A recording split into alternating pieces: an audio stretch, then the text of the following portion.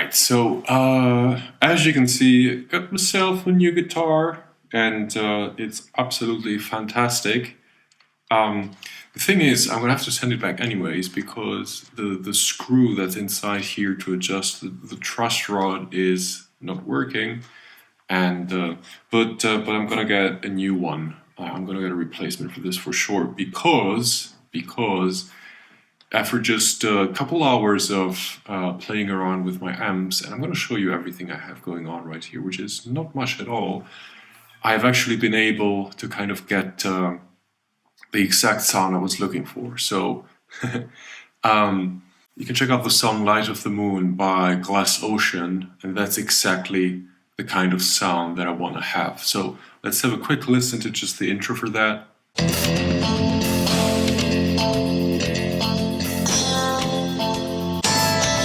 Right now, check this out. Let's see if I remember how to play this.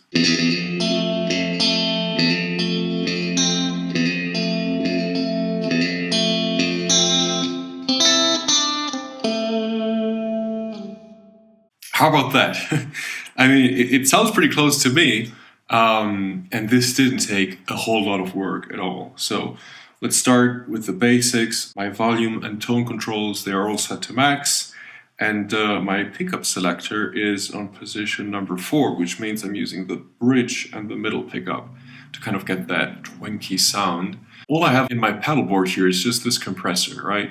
Maximum sustain. So sustain is kind of like a threshold parameter or a ratio parameter as well, I guess. So basically, if you set it all the way to the right, it's going to compress the crud out of your material. Now it depends on the input signal level as well, right?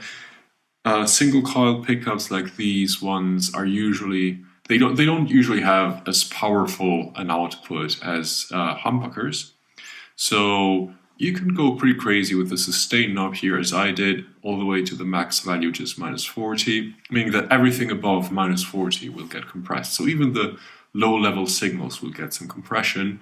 I've set a fast attack. I want to clamp down on the signal as soon as possible. I don't want to let anything through before the compressor kicks in. No distortion here. Let's move on to my amp. And this is a beautiful Marshall Super Lead Plexi. Not much gain at all, as you can see. Just enough for the amp to start coloring the sound, but it's still a very clean sound, as you heard. Now, I'm doing nothing on these EQ knobs, as you can see. They're all set to their default mid position, but actually the important part is this one. You can choose between different types of EQ here, and I didn't know about this. I thought every amp had its own, but no, you can swap EQs on certain amp models as well, which I think is super cool. And as you can see, we're using the US Classic here. The British Bright sounds very, very close to the US Classic to my ears. They both are rather balanced with a bit of a mid-scoop. I think the US Classic has a bit more of a scoop. It sounds a little cleaner to me, so that's why I prefer it. Vintage sounds very muffled, like you would expect. Not the kind of sound you want for a Strat, right? Or maybe you do. Who am I to judge? But in my case, I bought this specifically because I wanted those crystal clear, glassy kind of sounds. The boutique kind of EQ is what gives you that. Not many lows, not many mids, just that sparkly high end. Too much for this guitar. This guitar already has a pretty pronounced high end. Modern is also sort of balanced, but without that mid scoop. So I went for US Classic. Even though I did nothing here, it already changes the tone a lot, believe me. Reverb. You can also choose between different types of reverb, which I also didn't know.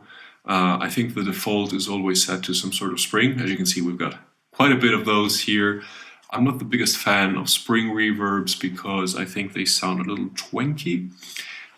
So I found this rich reverb, which is very kind of mid-focused, and it gets out of the way of the sparkly dry signal. So I thought it complemented it pretty well. Now, normally I would use a little less reverb, but for this song, for this sound, we need a lot of it. No effects, no tremolo, no nothing, no presence boosted, no master boost. The only other thing I changed is I moved my SM57 mic a little more of the center part of the cone. And this is doing very, very little. It's maybe even subjective, but I'm just rolling off the slightest amount of highs just to counterbalance the fact that we have a pretty high, heavy guitar to begin with. That's it. I was also playing around with chorus and delay, which I'm definitely going to use for my own tones, but I wanted to use this Glass Ocean tone as a starting point, and I didn't even need this. I didn't even need these pedals to get it, so that's pretty cool. So yeah, this one is going back, but I don't care. I'm gonna buy a new one. Hopefully the truss rod will be working as intended, and that's pretty much the update I wanted to give you there. So thanks for being a member. I appreciate that a lot, and yeah, I'll see you in the next video on the channel next week. Take care.